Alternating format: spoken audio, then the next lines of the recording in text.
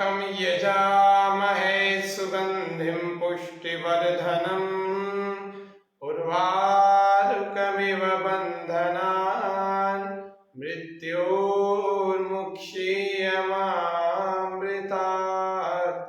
ॐ स्वस्ति स्वस्ति स्वस्ति। स्वामी न्यूज के इस योग व स्वास्थ्य के प्रतिदिन के लाइव कार्यक्रम में आप सबका हार्दिक स्वागत है। आज हम जानेंगे डेंगू से बचने का घरेलू योग। घरेलू प्रयोग डेंगू से बचने के बहुत सारे होते हैं। आप सब इस बीमारी को देख पा रहे हैं कि पिछले साल 6000 मरीज नहीं थे, पिछले साल 2000 मरीज भी नहीं थे डेंगू के, और इस बार 6000 मरीज। पिछले साल पूरे साल में 2000 मरीज के लगभग थे, इस बार एक महीने में 6000 मरीज है डेंगू के। ये देखो कैसे महामारी का रूप धारण करता जा रहा है। डेंगू के मच्छर की पहचान करें। डेंगू का मच्छर नहीं पहचान सकते तो डेंगू से बचने के आपको साधारण और विशेष सभी उपाय करने चाहिए। आप घर में पानी नहीं जमा होने देंगे।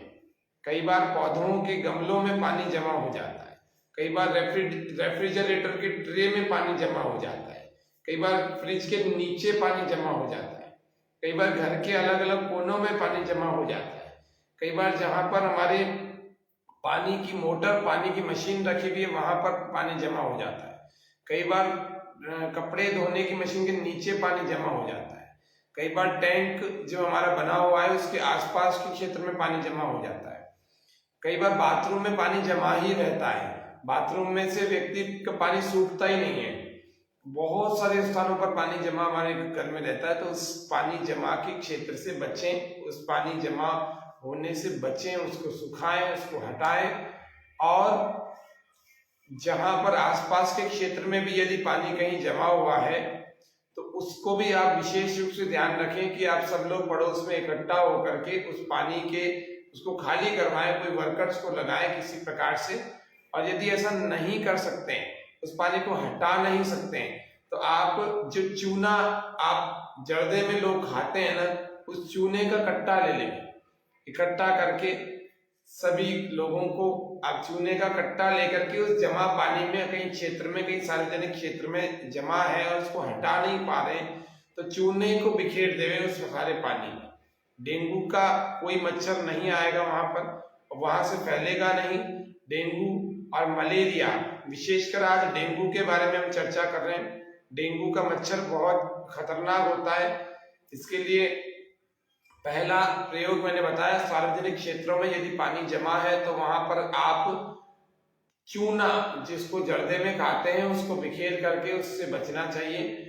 दूसरा तरीका, यदि ऐसा नहीं कर सकते तो मिट्टी का तेल, जिसको हम केरोसिन कहते हैं, जिसको घासलेट कहते हैं, उस केरोसिन को उस पानी में बिखेर देवें, डाल देवें, जिससे कि डेंगू के कीटाणु मर जाएंगे, डेंगू के मच्छर मर जाएंगे और वो फैलने वाली स्थिति में नहीं रहेंगे। उस क्षेत्र से कोई भी संक्रामक रोग नहीं फैलेगा, न कोई दूसरा वायरल बुखार फैलेगा, न डेंगू न मलेरिया, इस प्रकार का कोई वायरल नहीं फैलेगा। दूसरा उपाय बताया, पहला चूने को बिखेर देवे, दूसरा घासलेट, जिसको केरोसिन या मिट्टी का तेल कहते हैं, उसको बिखेर देवे। तीसरा, घर में सिट्रोनेला का पौधा एक लगाए। सिट्रोनेला नाम का एक पौधा बाजार में मिल जाता है, उसको लगाएंगे तो घर में डेंगू के मच्छर या मलेरिया के मच्छर नहीं आएंगे।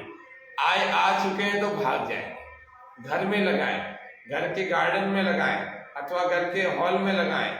उस सिट्रोनेला के पौधे को घर में अवश्य लगाएं, जिससे डेंगू का वायरस हमारे घर में नहीं आ सकता। नीम का तेल बाजार में मिल जाता है, उस नीम के तेल को आप अपने अंगों पर लगाएं, अपने मालिश करें। डेंगू का मच्छर थोड़े से दिनों में चला जाएगा और आपको काटेगा भी नहीं। ये नीम का तेल बड़ा जबरदस्त है, बहुत जबरदस्त। यूकेलिप्टस जो एक पेड़ होता है, उसका भी एक एसेंस मिलता है, उसका भी एक तेल मिल जाता है, उसका भी एक लिक्विड मिल जाता है, उसको भी आप लगा सकते हैं, उससे भी मच्छर आपसे दूर रहेंगे। और उसके अतिरिक्त घर में आप भोजन में सेवन जो कर रहे हैं उसमें अनार पहले से सेवन करें। अनार को आप पहले से खाते रहेंगे तो आपको किसी प्रकार का बुखार नहीं होगा और डेंगू तो बिल्कुल नहीं होगा, क्योंकि अनार में वो सारे तत्व होते हैं जो किसी भी जिसको हम वायरल कहते हैं उस बुखारों से हमारी रक्षा करते हैं।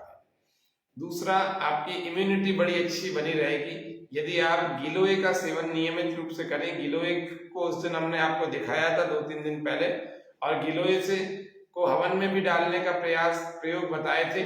और गिलोय का सेवन प्रतिदिन आप ताजा गिलोय की लकड़ी को 4 उंगलियां यानी इतनी गिलोय चाहिए, 1 2 3 4, फिर इसको कूट करके दरदरा करके थोड़ा सा पानी का गिलास, पानी का 1-2 चम्मच डाल करके मिक्सी में भी चला सकते हैं, वैसे भी इसका जूस, इसका रस निकालें। गिलोय को आप नियमित रूप से लेते रहेंगे तो किसी प्रकार का कोई डेंगू वायरस, कोई मलेरिया आदि का बुखार नहीं आएगा। और यदि आएगा तो आपकी इम्यूनिटी पहले से इतनी अपलिफ्ट होगी तो उससे आप बच सकते हैं। तो ये गिलोय का प्रयोग बताया। व्हीट ग्रास, जिसको हम गेहूं का, जवारे का रस कहते हैं, व्हीट ग्रास का प्रयोग आप नियमित रूप से करें। व्हीट ग्रास के प्रयोग से भी आपकी इम्यूनिटी बड़ी अच्छी हो जाएगी, आपके प्लेटलेट्स, आपकी इम्यूनिटी पहले से बहुत अच्छी होगी, तो आपके ऊपर कोई सा डेंगू और कोई सा मलेरिया और कोई सा टाइफाइड आपको अटैक नहीं कर पाएगा और आपको बाद में सेल्स नहीं ढूंढने पड़ेंगे।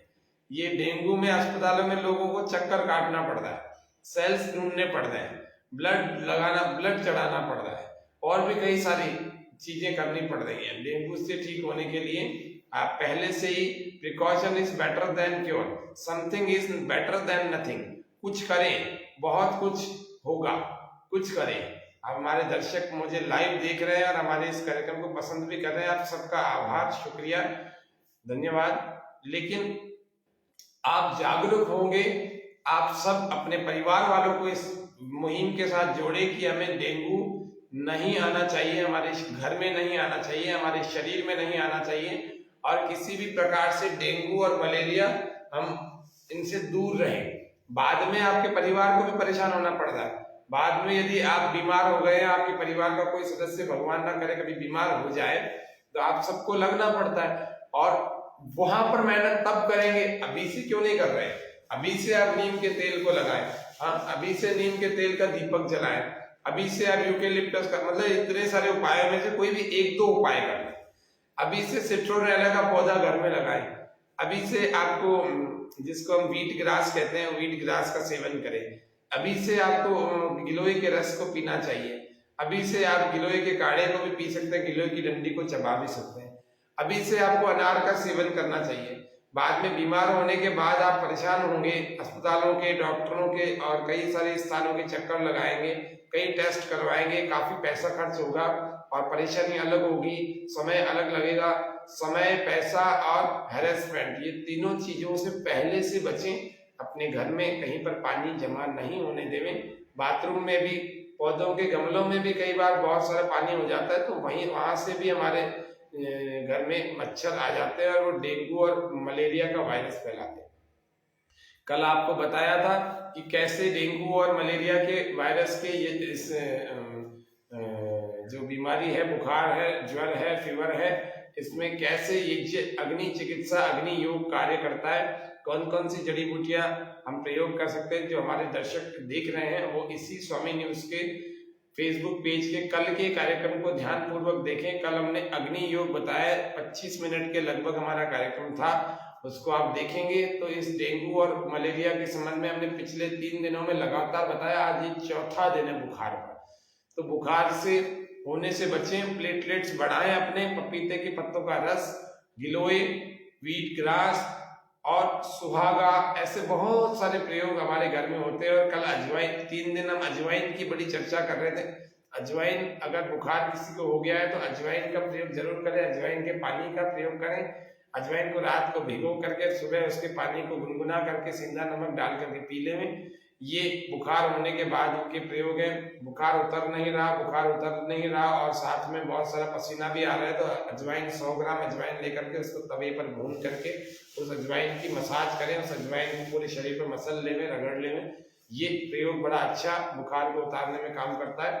और अजवाइन को अग्नि में डाल करके उसके धुएं को, उसके अंगारों को लेकर के उसके ऊपर अजवाइन डालें या फिर अग्नि में डाल करके उसके धुएं को पैदा करें। जहाँ पर बुखार वाला व्यक्ति रहता है वहां पर अजवाइन का धुआं उस व्यक्ति के श्वास के साथ अंदर जाएगा तो बुखार में विशेष लाभ करता है। निश्चित रूप से अजवाइन हमारे डेंगू, मलेरिया, सामान्य ज्वर, निमोनिया, टाइफाइड आदि इन समस्त बुखार, इन समस्त ज्वरों, इन समस्त फीवर से हमें मुक्त करता है। ये अग्नि चिकित्सा, अग्नि योग या यज्ञ चिकित्सा या यज्ञपैथी, यज्ञ थेरेपी आदि आदि नामों से पुकारा जाता है। तो आप सबको इस बात का विशेष ध्यान रखना है कि डेंगू नामक यह महामारी हमारे घर में प्रवेश न कर पाए। कल शरद पूर्णिमा है, कुछ स्थानों पर आज भी करवाई जा रही है, लेकिन कल शरद पूर्णिमा है। शरद पूर्णिमा का महत्व भी आपको अभी बताएंगे। तो यदि आप डेंगू आदि से बचेंगे, क्योंकि देखो ये हर साल आता है।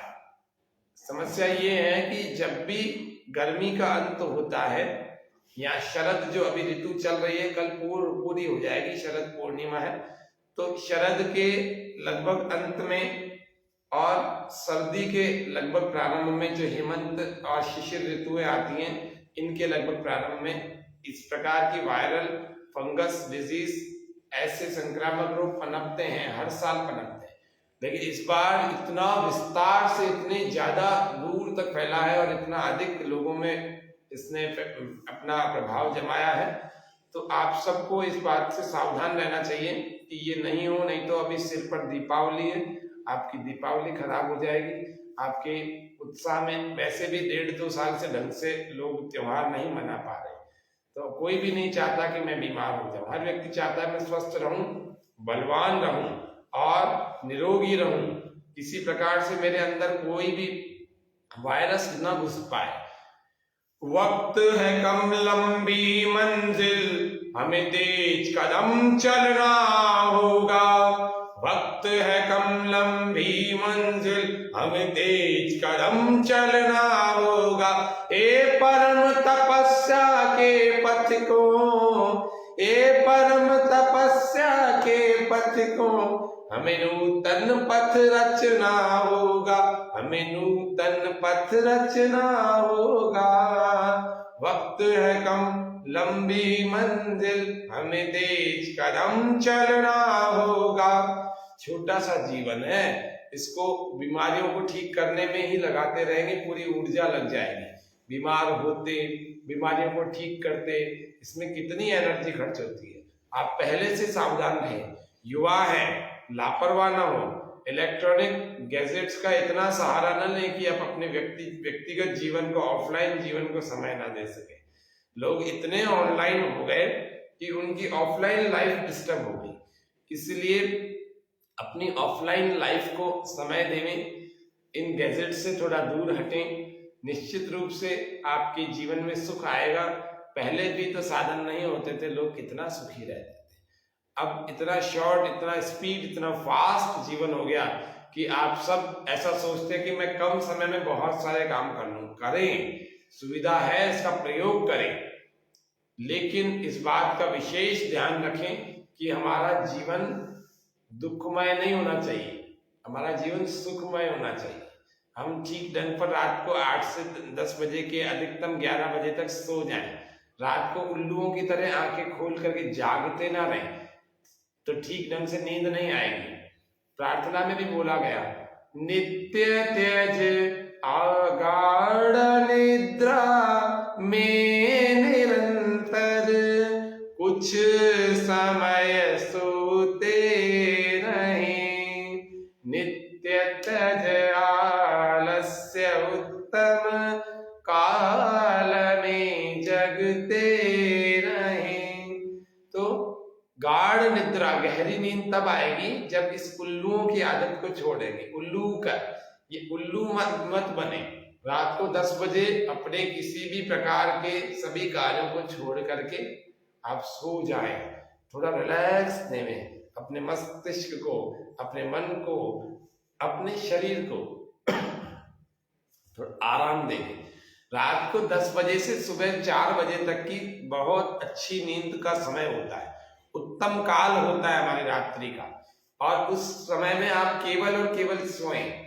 विडंबना है कि इस पर मैं पूरा एक कार्यक्रम रखूंगा कि आजकल युवक युवतियां रात को 2 या 3 बजे तक सोते हैं और फिर उठते हैं 10 बजे।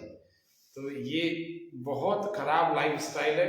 फिर उनका नर्वस सिस्टम खराब, फिर उनका डाइजेशन सिस्टम खराब, उनका रिप्रोडक्टिव सिस्टम खराब, उनका सर्कुलेटरी सिस्टम खराब और उनका रेस्पिरेटरी सिस्टम भी खराब हो जाएगा, डिस्टर्ब हो जाएगा, इम्बैलेंस हो जाएगा, डिसऑर्डर हो जाएंगे, फिर डिजीज हो जाएंगे। फिर क्या करोगे? फिर उनको ठीक करने के लिए कुछ साल लगाओ या गोली खाओ। तो क्यों ऐसा करो? पहले से अपनी लाइफ स्टाइल को ठीक करो, पहले से अपने जीवनचर्या को ठीक करो, दिनचर्या का पालन, रात्रिचर्या का पालन करो, ऋतुचर्या का पालन करो और आहारचर्या का पालन करो। पहले से नियम से चलेंगे तो आप बीमार नहीं होंगे। हम योग के क्षेत्र में इतने वर्षों से काम कर रहे हैं, हम सब ने इतने सारे लोगों को देखा है बीमार होते और स्वस्थ होते हुए। जिन लोगों ने अपने दिनचर्या को ठीक रखा है, जिनकी खराब हो गई कोई बात नहीं, ठीक कर लो। कल हम दिनचर्या से संबंधित कुछ बातें बताएंगे। और जिन बच्चों के आंखों पर चश्मा चढ़ चुका है और जिन बच्चों के आंखों के चश्मे का नंबर बढ़ चुका है, क्योंकि अभी जो लॉकडाउन था तो ऑनलाइन काम कुछ ज्यादा थे, बड़े बड़े लोगों के भी नंबर बढ़ गए, तो उन सबके आंखों का नंबर जो बढ़ चुका है या फिर नए लोगों को भी चश्मा चढ़ चुका है, ऑनलाइन स्क्रीन पर इतने घंटे स्पेंड किए उन्होंने, तो उन सब के लिए कल हम उपाय बताएंगे कि कैसे अपने नंबर को स्टेबल रखें, इसको इंक्रीज ना होने दें और स्टेबल रखने के बाद इसको घटाने का भी प्रयास करें। घटेगा योग से, घरेलू योग से, आंवला से, गाजर से, आमल की रसायन से, महात्रिफलादि घृत से, अनुलोम विलोम से, जल नीति से, सूत्र नीति से, त्राटक से और भी कई सारी चीजें, शीर्षासन से, सर्वांगासन से, हलासन से और भी आंखों के कुछ सूक्ष्म व्यायाम इस प्रकार के होंगे और भी कई सारी चीजें हैं जिनसे हम अपने आंखों का नंबर घटा सकते हैं। नियमित रूप से आपको लगना पड़ेगा अपनी आंखों के पीछे, निश्चित रूप से आप अपने आंखों के नंबर को घटा सकते हैं, डिक्रीज कर सकते हैं और अगर ये चश्मा नहीं चढ़ा है तो उससे बच सकते हैं, चश्मा उतार भी सकते हैं, उतरवा सकते हैं। अपने नंबर इतना कम हो जाएगा कि आपको चश्मा लगाने की आवश्यकता नहीं पड़ेगी। कल शरद पूर्णिमा का पावन पर्व है। पौराणिक ग्रंथों में इस पर्व को बहुत अधिक मान्यता दी गई है। कुछ विज्ञान के विद्वान भी, कुछ वैदिक विद्वान भी इसकी अलग अलग महिमा बताते रहते हैं। तो मैं आप सबको निवेदन कर दूं, शरद पूर्णिमा वैसे तो दशहरे के बाद से ही जो चंद्रमा है, यह चंद्रमा दशहरे के बाद से ही एक अलग ही सोम पदार्थ, ठंडा पदार्थ और एक चांदनी में जो उसके जिसको सोम तत्व कहते हैं वह बिखेरने लगता है। ये जो औषधियां होती हैं, ये जो फूल होते हैं, ये जो पेड़ होते हैं, ये जो वनस्पतियां होती हैं, इनको रंग प्रदान करने का काम सूर्य करता है और इनको ठंडक, इनके अंदर जो मधुरता, मिठास होता है वह देने का काम चंद्रमा करता है। ये आपको ध्यान रखना चाहिए कि चंद्रमा भी हमारा जीवन दाता है। और दशहरे के बाद का जो शरद पूर्णिमा तक का समय है, इन सब दिनों में चंद्रमा से एक अलग ही औषधीय प्रकार की ठंडक, जिसको हम सोम तत्व कहते हैं, वह निकलता है। सौम्य होता है चंद्रमा, ठंडक प्रदान करने वाला होता है चंद्रमा। हमारी ये बाई नासिका है, ये भी सोम तत्व वाली है।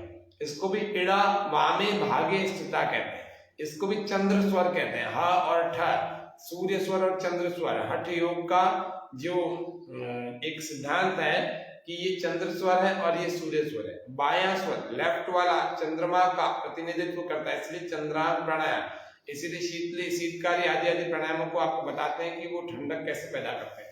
तो चंद्रांग प्राणायाम या चंद्रभेदी प्राणायाम या चंद्र प्राणायाम इसी प्रकार से इस लेफ्ट वाली नॉस्ट्रिल से श्वास लेकर करते हैं और राइट वाली से बाहर छोड़ देते हैं, तो हमारे शरीर में ठंडक आ जाती है। शीतली प्राणायाम से और शीतकारी प्राणायाम से भी ठंडक आ जाती है। बुखार में ये तीनों प्राणायाम नियमित रूप से करने ही चाहिए। तो आज डेंगू से बचने का हमने उपाय बताया और अब हम शरद पूर्णिमा से संबंधित कुछ महत्वपूर्ण बातें बता रहे हैं।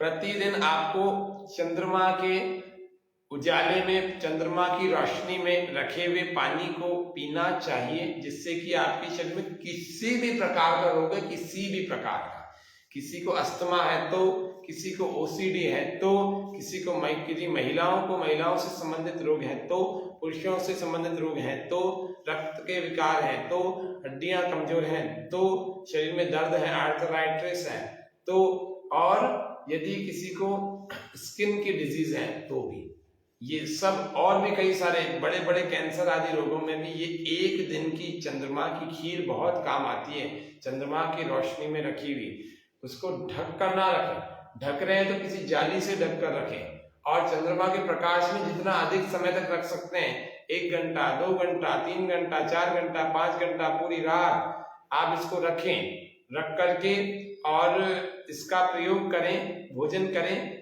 इसको पतला बनाएं, इसको मोटा ना बनाएं, इसमें ड्राई फ्रूट्स ना डालें। दूध में, गाय के दूध में, देशी गाय के दूध में पीले चावल डालें, पीले, बासमती चावल नहीं डालें, पीले चावल डालें, लंबे चावल डालें, और दूध में इन चावलों को डाल करके पतली खीर बनाएं, पतली, मोटी गाढ़ी नहीं बनानी है। इस प्रकार का आप ध्यान रखें। कुछ आयुर्वेदिक औषधियां भी दूध में डाली जा सकती हैं, डाली जाती हैं। यदि आपको लगता है कि वह उन आयुर्वेदिक औषधियों की मैं बात नहीं कर रहा, अभी आज नहीं कर रहा, कल बात करेंगे। यदि आपको लगता है कि ये दूध तो गैस पैदा करता है, हमारे को बहुत एसिडिटी बनाता है, तो दूध में आप यदि एक व्यक्ति ले रहा है तो 1 से 2 काली मिर्ची डाल सकते हैं, और 1 कटोरे उसमें, और यदि घर में 5 लोग हैं तो 5 कटोरे बना दिए तो 5 से 10 काली मिर्ची आप इसमें डाल सकते हैं, तो डाइजेशन भी हो जाएगा और आपको गैस भी नहीं करेगी। इस तरह से ये शरद पूर्णिमा की खीर बना करके खाना वास्तव में एक अच्छा स्वास्थ्य का एक अच्छा जिसको कहते हैं साधन है। ये शरद ऋतु केवल एक ही बार वर्ष में आती है, शरद पूर्णिमा भी एक ही बार आती है, तो आपको चंद्रमा के प्रकाश में रखे हुए जल से स्नान भी करना चाहिए। चंद्रमा के रखे हुए जल में, चंद्रमा के प्रकाश के में रखे हुए जल में आपको उसका सेवन भी, सब्जियों में भी उसको डालना चाहिए, पीने के यूज में भी उसी पानी को लेना चाहिए, और चंद्रमा के प्रकाश में रखे हुए खीर का भी सेवन करना चाहिए। यह मुख्य रूप से हम सबके रोगों को दूर करती है। इसको महर्षि चरक ने हंसोदक कहा है। इस जल को हंसोदक यानी समस्त प्रकार के रोगों को ठीक करने की क्षमता वाला जल। इस तरह से आज के इस कार्यक्रम को हम सभी, आप सभी दर्शक हम हमारे इस कार्यक्रम को देख पा रहे हैं, देख रहे हैं। इस लाइव कार्यक्रम को प्रतिदिन हम देते हैं, योग व स्वास्थ्य का। अब ये 150 से भी ज्यादा कार्यक्रम, लगभग 170 के लगभग कार्यक्रम हो चुके हैं। आप सभी के सहयोग से, स्वामी न्यूज के सहयोग से यह योग व स्वास्थ्य की यह सरिता निरंतर बह रही है, और आप सबके घरों में स्वास्थ्य का संदेश पहुंचाने के लिए हम प्रतिदिन पुरुषार्थ करके इस कार्यक्रम को देते हैं। आप सबको शरद पूर्णिमा की और विशेष इन पर्वों की आपको बहुत बहुत बधाई हो।